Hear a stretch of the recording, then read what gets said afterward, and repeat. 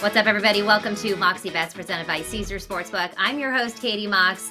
And guess what, people? The Warriors are taking back the series against the Lakers, forcing them to a Game 6 Bay Area stand-up. We're talking more NBA playoffs today, so let's welcome in our guest, senior writer for Sports Illustrated, Chris Mannix. Chris, thank you so much for joining us today. How are you? I'm good. My pleasure. Well, look, you do a lot of things. Obviously, you write for SI, but you also host a boxing podcast with our friends over there at the Volume, Boxing with Chris Mannix. What is your favorite sport to cover? Is it the NBA or is it boxing? It's probably 6 and 1, half dozen the other. I wish, there are more eyeballs on the NBA, which makes that Hmm. more compelling to do. But I think there are more interesting stories to be told in boxing. I mean, nobody voluntarily gets into boxing. You don't see many, you know, middle to upper class kids saying, I'm going to become a world champion boxer. Everybody seems to have a backstory about what boxing did for them, how it helped them kind of escape certain circumstances. And it really is a lot of fun to tell these stories about these guys. And I can tell you this, there's absolutely nothing like being ringside for a major fight. I was in Guadalajara, Mexico just this past weekend for Canelo Alvarez's homecoming fight against John Ryder, and that Ooh. was 60,000 Guadalajarans packed into a soccer stadium, pulling for their A hometown guy. soccer And stadium? the Wow. atmospheres are wild in those type of events. Do you feel like boxing is making a little bit of a resurgence? I feel like it was very big in the 90s and then in the 2000s it kind of fell off a little bit. And what one, do you think it's making a resurgence? And two, is UFC helping or hurting boxing? I don't To answer the second part of it, I don't think UFC has a measurable impact on boxing because I do think it is two distinct fan bases. I'm a boxing fan as much as I'm a boxing journalist. I couldn't name three guys in UFC outside of like Conor McGregor and Nate Diaz because he's now into boxing. I'm getting into him a little bit, so I think it's different fan bases that exist. Larry Merchant, the great HBO broadcaster, had a line that always stuck with me. He said, "You can't kill boxing, but you can't save it Mm. either. It's always going to kind of be Ooh. there, and it'll be great at times, like in events like I was talking about with Canelo, and a couple of weeks ago you had Ryan Garcia and Tank Davis. These are stop and take notice types of events, but many other times you'll be frustrated by the inability to make significant fights, how politics get Yeah. involved, networks get involved, and we often talk Yes. more about big events than we do actually see them. So, I think it's having a pretty good month, but talk to me next month, and we could be having a completely different conversation. Okay, well, I will talk to you next month because I'm going to need your advice whenever I make some boxing picks here. But let's get into the NBA. A little bit of hardwood hustle with our friend Chris Mannix, talking some hoops. Let's talk. I don't know if you could tell behind me, but I'm a Bay Area girl. I am a Warriors fan, and last night the Warriors won 121 to 106. I don't know if you're a gambling man or not, but the series odds right now stand Warriors to win the series and advance to the Western Conference Finals plus 185. Lakers minus 225. They are the favorite. Curious what you thought about last night in general. Obviously, we know that Anthony Davis left with an injury. It looked like he was poked in the eye, maybe by Looney there. But I was reading some articles today that say that he may have a concussion. And if he goes into any kind of concussion protocol, will likely not be available for game 6. So, how worried should Lakers fans be about this injury? I think there should be genuine concern. It did not look like that was a significant hit that Anthony Davis took in that game. No. It looked like kind of a glancing blow, but when you saw him go to the sidelines and when you saw him Yeah. try to stand up and then he had to be wheelchaired back into the locker room and then you see him walking to the bus, and while he's walking to the bus there were reports of Lakers staffers telling cameramen to turn their lights off, which indicates there's some kind of Yeah. brain issue going on up there that could potentially involve a concussion. Concussions, look, the NBA at times takes concussions seriously, but Yeah, at times they allow teams to kind of gloss over this stuff a little bit.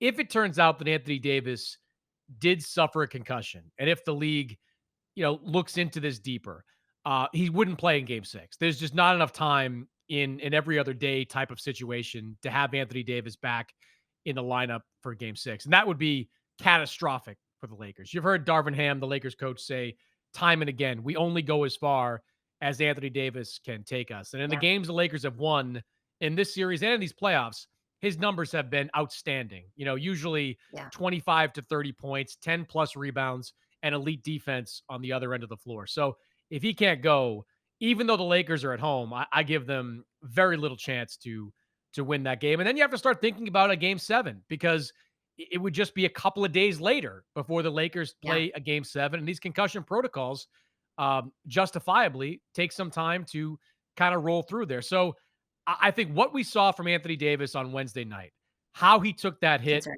how he left the bench, how he left the arena, extremely concerning for the Lakers. I would agree. And you touched on this already, but I'm so curious. What are the concussion protocols for the NBA? Because in football, you see somebody smack their head back, they are immediately going into the blue tent and having some work done, and they may not come back out. We saw Draymond Green in game 4 slam his head on the back of the court. He stayed in that whole game and played. We saw Joel Embiid almost stomp someone else's head off, and they stay in the game. You said it's not exactly cut and dry, but what are the protocols for concussions in the NBA? Well, ultimately, it begins with a medical staff ruling that a concussion uh, has been suffered in that moment. And look, I don't. I really don't think that the Anthony Davis injury can be construed as anything but a concussion, just based on what I Yeah, said, the way he was walking and how he was operating after that. Some of the other ones you can say, all right, look, yeah, Grant Williams did get stepped on by Joel Embiid, but it seemed like his face kind of bore the brunt of that rather than his skull, if that makes any sense. Like, I mean, he had, cuts in yeah. his mouth and was dealing with some of those issues. Never seemed to be, concussed, at least not visually. The Draymond Green one is a good point. That's something where he was down, his head clearly hit hard off the surface, but they didn't rule that concussion either. This one will be a little more challenging for the Lakers to justify as not a concussion because not only did Davis not come in the game, but he seemed to be suffering from a lot of symptoms that are pretty comparable to what are suffered by a concussion. And look, the NBA, they're not under as much pressure as the NFL to treat Yeah, concussions with a higher level of true. regard, for obvious reasons. You don't get hit in the head as often in the NBA as you do in the NFL. But a situation like this, the spotlight will be shined on the league to make sure they go through all the proper steps before Anthony Davis gets back on the floor. Especially, a marquee team and a marquee player. All right, let's go to the other side and the Warriors. What changed in game 5? From my perspective, it was Draymond Green. And I would like Tom Izzo to be in every single building for the rest of these playoffs because he seems to do well when his college coach is there. But he was absolutely dominant. 14 points in the first half. I believe he finished with like 20 or possibly 21. Just a stellar game from him. Steph Curry, obviously carrying the team on his back, wasn't so good shooting the 3 shots last night. Clay Thompson, I don't know what's going on with him, but for you, what changed for the Warriors in game 5? I think it was the role players, and it begins with Draymond Green being as strong as he was offensively. He did have 20 in that game. And, the Lakers have made a calculation that Draymond, if he's going to beat them from the outside, so be it. And he made some shots in game 5, but it was more than just Draymond. Andrew Wiggins had a nice game.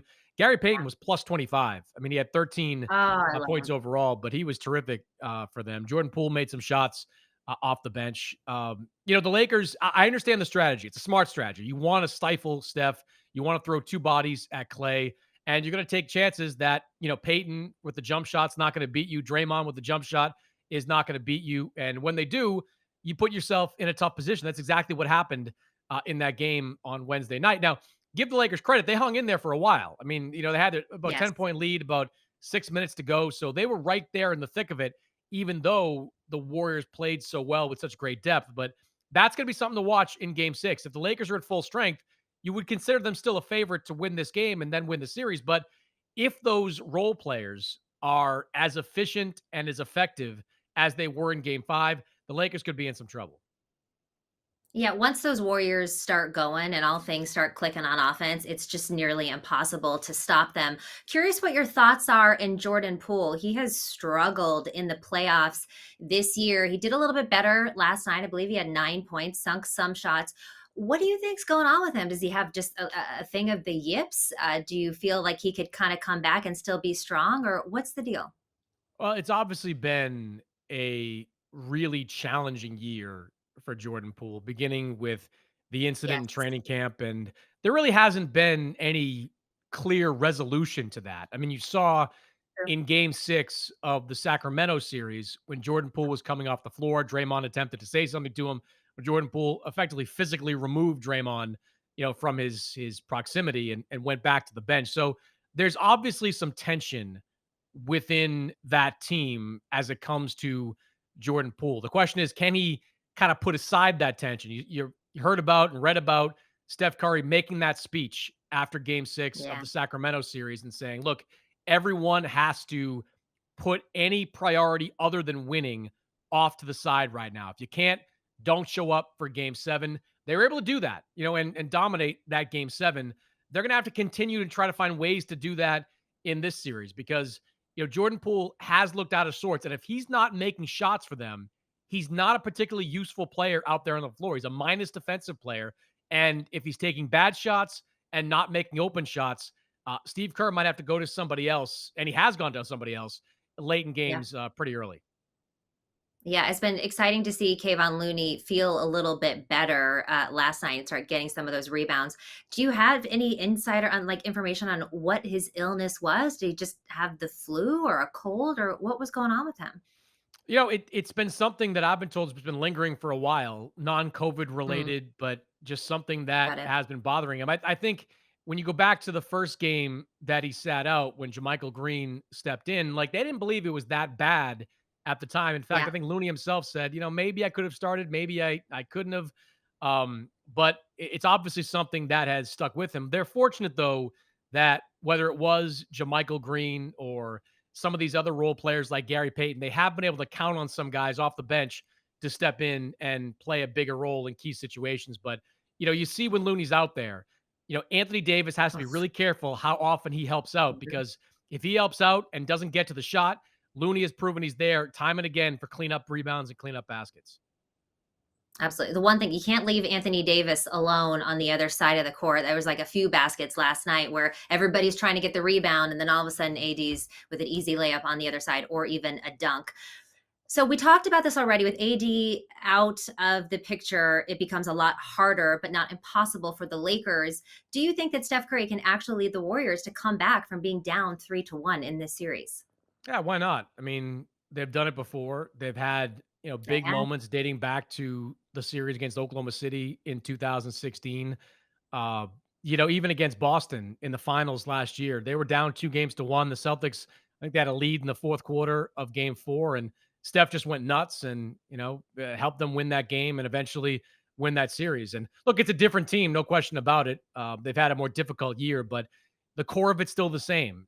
And these guys, when they're hot, they really do have an unflinching belief in themselves. And look, the Lakers, they're very good and a lot better, I think, than Yeah. most people gave them credit for. But they're not infallible. They needed a huge game from Lonnie Walker in game 4 just to Yes. pull that one out. The Warriors have to be thinking to themselves, we could very easily be up 3-2 right now, going back to LA, Mhm. trying to close this thing out. So I do believe they're going to come to LA playing with confidence. But this really all hinges on Anthony Davis's health. Like if he's healthy and able to play like Anthony Davis, I think the Lakers deserve to be considered the favorite.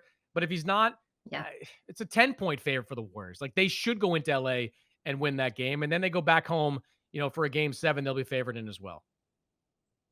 All right, so we talked about the Warriors a lot. Let's say Anthony Davis is not able to play. Who needs to show up on the Lakers to give them a shot to close this out in game 6? I mean, it's got to be a committee approach. I mean, you start with Rui Hashimura, who will probably get a Yeah. more substantive role. Yeah, he's been excellent for them since coming over at the trade deadline. I mean, a little bit inconsistent over the last couple of months, but he's had some big playoff games, especially in that Memphis series, that shows he can do it. So he's probably the guy that would get the lion's share of the minutes. But then you're talking about Wenyen Gabriel.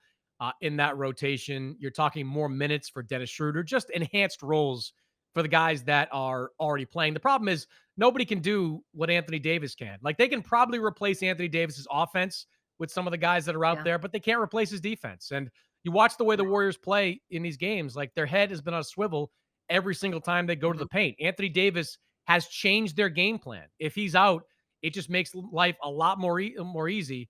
And I just don't think that's the recoverable part of this for the Lakers, the defensive AD.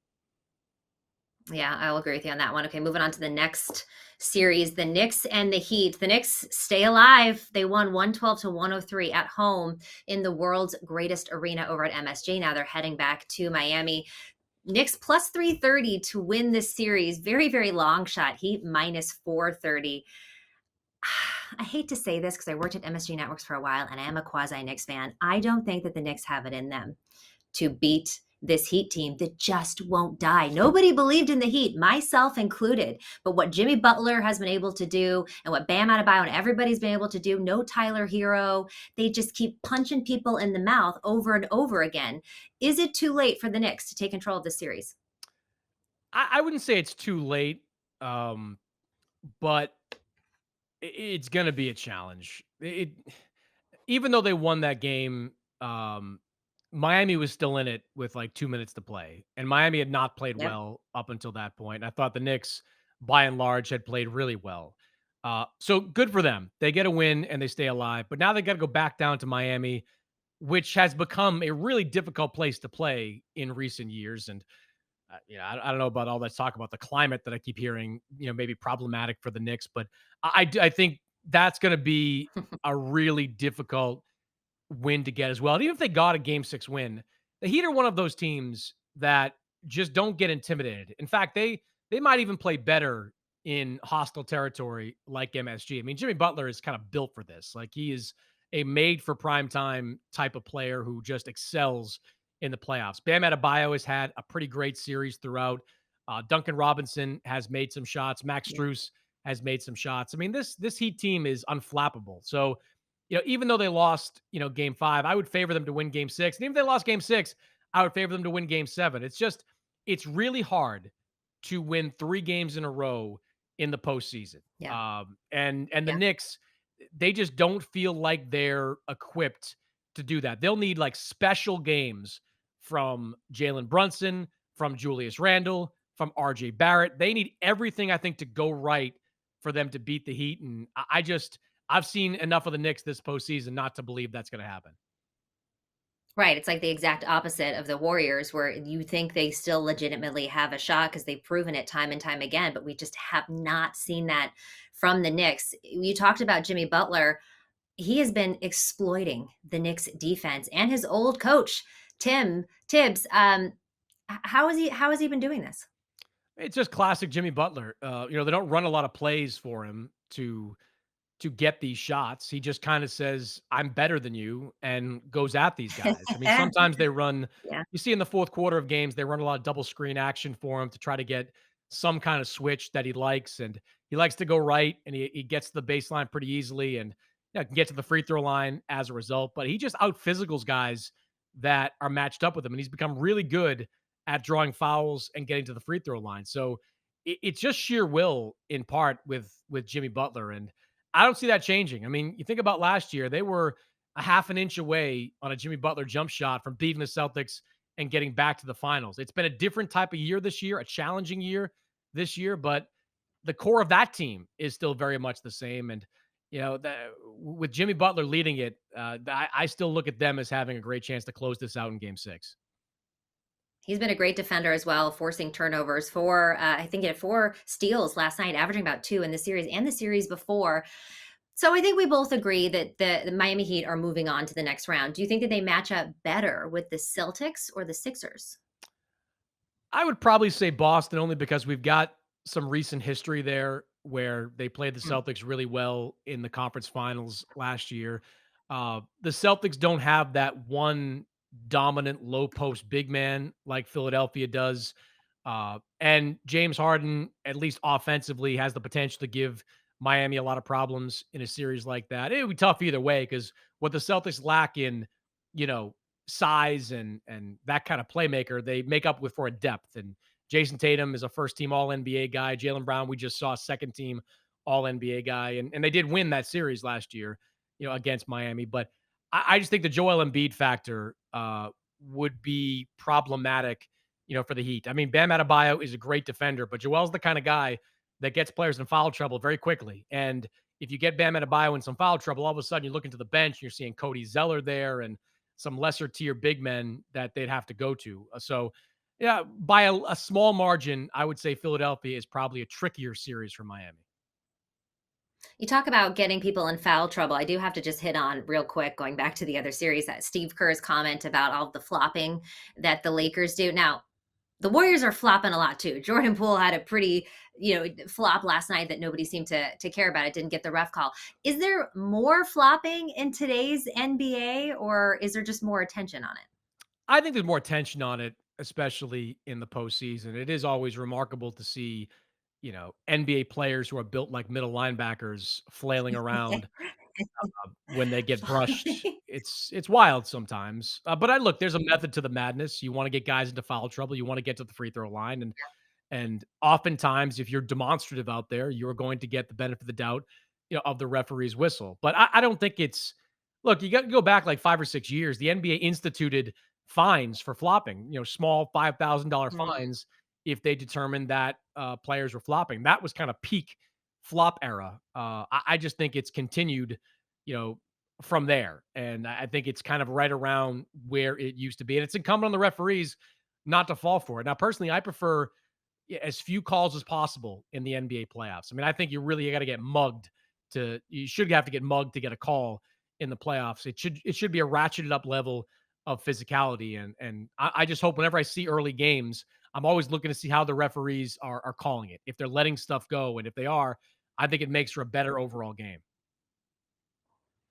I agree with you 100%. Okay, going back to talking about the Heat here, Tyler Hero potentially coming back. His injury was about 4 to 6 weeks. How does this change this Heat team if we get Hero back? Well, look, that was their second best offensive player. And even though Duncan Robinson has done a really nice job stepping in, Max Struess, Gabe Vincent, these guys have done a really nice job stepping up. You can't, you know, you can't discount his presence on the floor. I do wonder, if he'll come back. I mean, Miami, the people down there were, Yeah. they called it 4 to 6 weeks, but nobody was out there saying if we get to Series X, we can get Tyler Hero back because he's going to have to get that cast off, and then he's going to have to start shooting and get comfortable with it and be convinced he's not going to re-injure it. Uh, I'm sure he's a tough guy, but that's right now. It feels a little early to be discussing whether or Mm, not Tyler Hero comes back. He's obviously not going to come back for this series. I would be surprised yeah. if he's back for the next round. Maybe they get to the finals. That's a conversation worth having in early June. But right now, I would expect Tyler Hero is not going to be in Miami's plans in the near future. Ugh, they haven't really skipped a beat without him either. Although, like you said, they'd probably be scoring more points certainly on offense with him. All right, Celtics and Sixers. I understand that you are a Boston guy.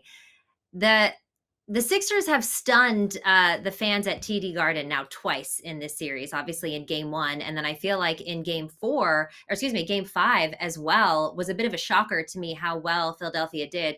You're still favored, Boston, -2.5 in Game Six, but you're underdogs in this series, +145. Sixers -175. As a Boston fan, what do you think of how your team has played in the postseason so far? Because I feel like they haven't looked as good as they did all season. Well, look, they have been plagued by inconsistency all season long, where they've played three great games in a row, and then they have just this brain cramp out there and play an absolute stinker. They did that in the first round against Atlanta in game five, had a chance to close it out at home, couldn't do it, needed to go to Atlanta for a game six. They did it.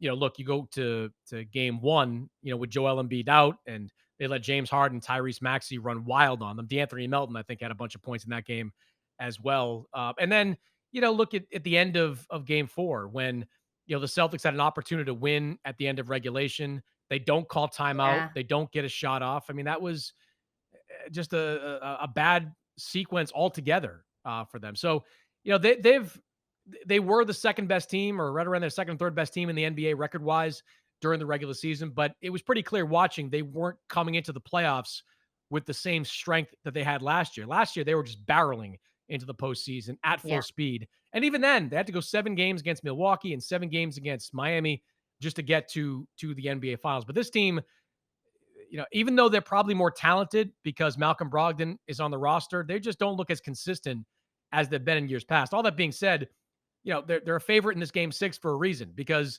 historically, the last couple of years, they have played extremely well against Philadelphia. At their Yeah. best, when they're sharp, they're probably a better team than Philadelphia, but they're going to need their defensive wings, namely Marcus Smart and Derek White and Malcolm Brogdon, to step up and actually defend, James Harden and Tyrese Maxey. They're going to need Jason Tatum to play like an all NBA, all star, MVP caliber guy. They're going to need Al Horford to not go 0 for 7 from 3-point range as he did in Mm. game 5. So, they just need to play like the best version of themselves and not play like the team that, you know, 10 to 15% of the time during the season just absolutely stinks the place out.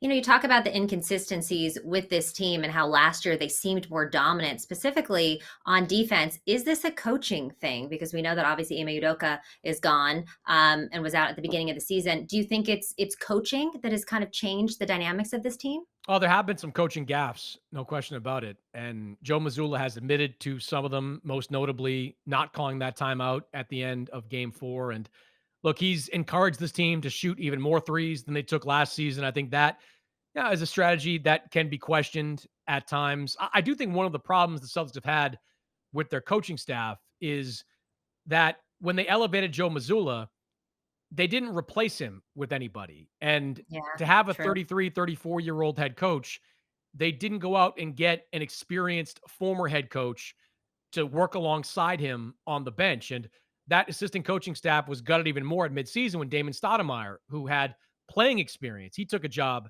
at Georgia Tech and they didn't replace him either. So, as a lot of fingers get pointed at Joe Mazzulla, and I understand that, but I think part of the problem has been that the top level depth on his bench in terms of coaches just isn't there. I mean, look, even the greatest of coaches have all had, former head coaches working on their staffs. I mean, Brad Stevens, Ron Adams wasn't a head coach, but he was an experienced guy. He worked under Brad Stevens. He worked under Steve Kerr.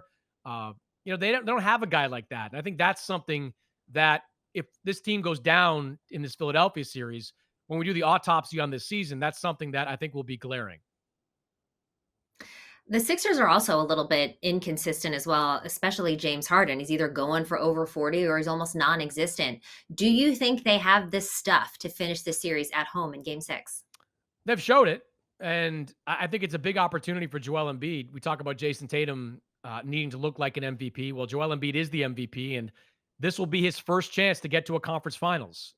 It seems remarkable to say, given his level of dominance, but this team has never been that far in the playoffs. So to do it, I think he's going to need to go out there and dominate. I think the Celtics will have a more aggressive game plan against James Harden. They'll probably have a more aggressive game plan against Tyrese Maxey, and they've got the proverbial horses to go out there and do it to defend these guys. They don't have anybody really that should be able to stop Joel Embiid one-on-one. Al Horford's done a nice job in the past, but Embiid's got 3 or 4 inches and 50 pounds on Al Horford. Grant Williams done a nice job, but it's the same dilemma for him. I think this is a game that Joel Embiid really needs to go out there and dominate from start to finish so this team can move on to the conference finals. Oof, it'll be such an interesting game 6 for that one. All right, so last, the Nuggets and the Suns. Suns are favored by 3 for game 6. Nuggets obviously favored in the series minus 475.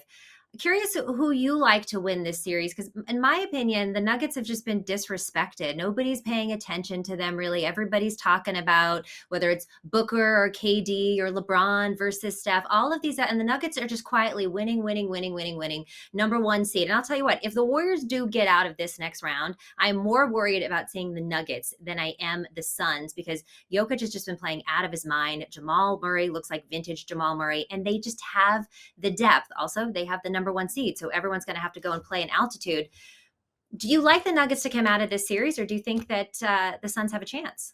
Yeah, I like them out of this series. I do think Phoenix has a great shot at getting this at home, largely because their role players have played better at home. And the problem with Game Five Yes. was you had Josh Okogie didn't do much of anything. TJ Warren didn't do much of anything. Campaign didn't do much of anything. These were guys that had better games on their home floor. And historically, role players play a lot better when they're at home. And we've seen Kevin Durant and Devin Booker don't need a ton of help. But when they do need help, they tend to get it more from those guys at home. But winning a game 7 in Denver is going to be incredibly difficult. Denver's shown they're much more than just Nikola Jokic. It's more than just Jamal Murray as well. Aaron Gordon, is still excellent. Yes. Bruce Brown is solid for them. They've got some good bench players in this series, especially games they've played at home. So I think the series is probably going to go 7 games because I think Phoenix is going to play really well at home. But asking the Suns to do it twice in a row on Denver's home floor and asking their role players to play at that same level on the road. This is kind of why I thought Phoenix has always needed one more transaction cycle and one more training camp before they're ready to Yeah. step into the role of NBA elite. They just don't have all Mhm. the complementary pieces they're probably going to have next season. I think that's what's going to hurt them in the end. Yeah, they're about a season away. Okay, Chris Paul, are you expecting him to return for this series? It's clearly a different team, a lot faster pace without Chris Paul. Does he come back and will he be impactful, or do you think it might actually hinder the Suns? Oh, it's hard to say whether or not he comes back. That's one of those tricky injuries that it's not about how much pain you can play through. And I'm sure Chris Paul, if it was just a pain issue, would have been out there already. But when you can't push off, you're done. And, Chris Paul obviously wasn't already one of the better defensive players in that Phoenix lineup. If he goes out there and plays on a damaged groin, he's going to get hunted all game long, by those Denver guards. And that as great a floor general as he is, he becomes a net negative for them if that's ultimately the Yeah, case. So, it just feels like this is the kind of injury that takes multiple weeks to get somebody all the way back. And if it goes game 7, might we see Chris Paul try to gut it out and stay out there on the floor for 10 or 15 minutes or as long as he can for his team? Maybe. But this feels like a series that, if a point guard's going to step up in Phoenix, it's going to be Cameron Payne, who has had some big playoff yeah. moments for them in the past, but he's going to have to be the guy for them if they're going to beat Denver. I agree with you completely. All right, we're going to take a quick break and then we'll get into some futures on the other side. Why should you bet with Caesars Sportsbook? 2 words: Caesars Rewards. Every bet brings you closer to the type of benefits only Caesars can offer: hotel stays, VIP experiences, sports and concert tickets, and more. It's not just an app, it's an empire. All right, welcome back to Moxie Bets. Let's welcome back in our guest, Chris Mannix, talking some futures. All right, Chris, who is coming out of the East and who is coming out of the West? Who will we see, in your opinion, in the NBA Finals? I'm still going to buy Boston right now winning this series. Yeah. They have had, a lot of inconsistent moments, but, you go back to last year when they played Milwaukee. In that game 6, Jason Tatum had a monster game, a 40+ point game. And I think things are lining up for the possibility, at least, that he has another one of those games. And I've fundamentally believed that the Celtics were better than Philly, all things being equal. And I just think they'll find a way to win 2 games and get out of this series. And I think when they do, whether it's New York or Miami, they're going to beat that team in the conference finals. Look, I've hung with the Lakers since March. Coming out of the West, I love what they did before the trade deadline. I love the way Anthony Davis is playing, at least when he's at full strength. Obviously, that could change tomorrow night if he's unable to play with that head injury, but if Anthony Davis is healthy, I think the Lakers win that series. And whether it's Phoenix or Denver, I think they beat them in the conference finals. Ooh, so a Lakers and Celtics, some vintage. That I mean, look, there's nothing the NBA I think would like more than to see that little Larry Bird, Magic Johnson resurgence there. I'll agree with you with Boston. I keep waiting for the Heat to die, and they just don't. So they scare me a little bit because this team is just playing like nothing matters. So they scare me a little bit, but I do think that Boston is the best team to come out of the East. And then, as much as I'm a Warriors fan, they just haven't been consistent enough for me to believe. I believe think that they could get out of this series. I don't know how they match up with the Nuggets, who I believe are getting out of their series with the Suns. So I will go Nuggets and Celtics, and hope, obviously, for my Warriors. All right. So what about a Finals MVP pick? Feels like we're leading towards LeBron. If the Lakers get into the NBA Finals, if not LeBron, then who?